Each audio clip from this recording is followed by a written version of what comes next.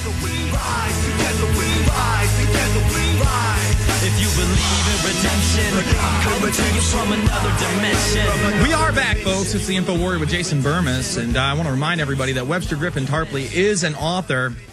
His latest book is Surviving the Cataclysm. You can get all of his work over here at InfoWars.com. A very intelligent and well-read man, well-spoken as well. Now, as we get into ClimateGate, we've read the Copenhagen Treaty here on air. The term government or intergovernmental or governmental appears over 24 times, as does the term tax over 12 times.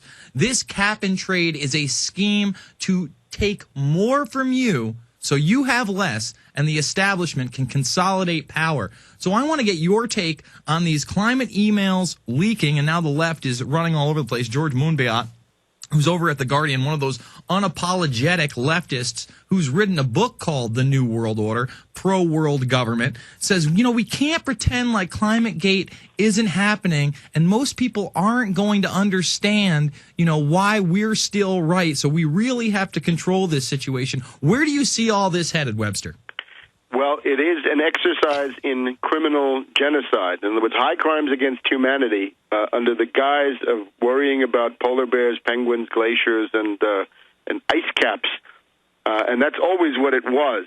And in particular, we have this Waxman-Markey bill, right, the one that's passed the House and is now supported by Senator Boxer in a different form. It creates this speculative market in carbon offsets. Now, just the fact of doing that's the cap and trade part. This will probably double the U.S. export price of basic agricultural commodities like wheat, corn, but also some others, maybe rice and some others beyond that. The U.S. wheat market is the U.S. ability to export wheat is the basis of world food stability such as it is. And we know we're down to almost no reserve stocks here in the age of globalization and globaloney. And we also know that the U.S. corn export is absolutely key for nutrition in large parts of Latin America, right, the land of the tortilla and the taco. Now, if you impose this idiotic, monstrous, lunatic cap-and-trade scheme, you will, at the minimum, double the U.S. export price of those commodities. Now, we know from the FAO, the Food and Agricultural Organization in Rome, that we've got about 1 billion people in the world who are living at the verge of starvation. So you double the U.S. export price, several hundred million can be expected to slip off the edge into starvation and death. And that is genocide beyond the wildest dreams of Hitler. And that's got to be faced for what it is. Naturally, I say you'll double the price. When Goldman Sachs and Citibank and J.P. Morgan and Morgan Stanley come in there and start a speculative bubble in those carbon offsets, then there's no telling where the price will go. I mean, maybe it will triple or quadruple or quintuple the U.S. export price for these agricultural basic commodities. So it's essentially leaping into a world of genocide with no limit, and this is an expression of this world oligarchy, right? The idea that there's a finance oligarchy that is devoted to Malthusianism. They hate science, they hate technology, they hate modern industry, they hate the impact of those things on a social order because they realize that in a society where more rational criteria ruled, oligarchs like these would simply not be able to exercise authority. I mean, somebody like Al Gore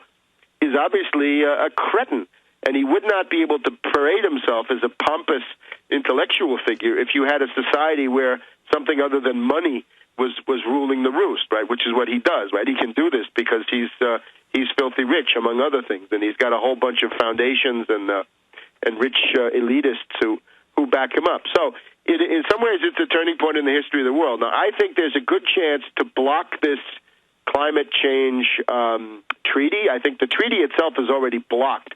What is now being attempted in Copenhagen is a kind of a political umbrella accord, right? Sort of guidelines for a future treaty which also has to be blocked. And this is just as dangerous. And that's why Obama has now been convinced to go there and put his somewhat tarnished prestige on the line, right? And we have to hope that this will also be a debacle and a complete failure for him, because it'll be easier to oppose him inside the country if the world repudiates him once again, as they already did in Copenhagen on the Chicago Olympics issue.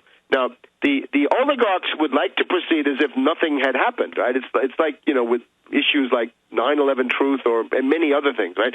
Oligarchs like to simply rule certain facts off the table, right? Because they're hysterical. They say, those facts are not facts. They don't matter. The debate is over. The debate is over.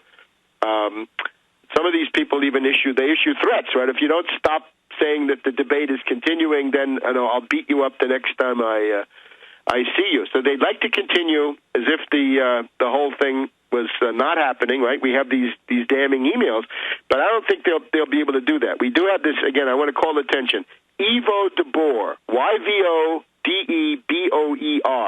This is a Euroligarch, right? This is a European oligarch. He's obviously a member of the titled feudal aristocracy of Europe, right? The de means that he's a nobleman.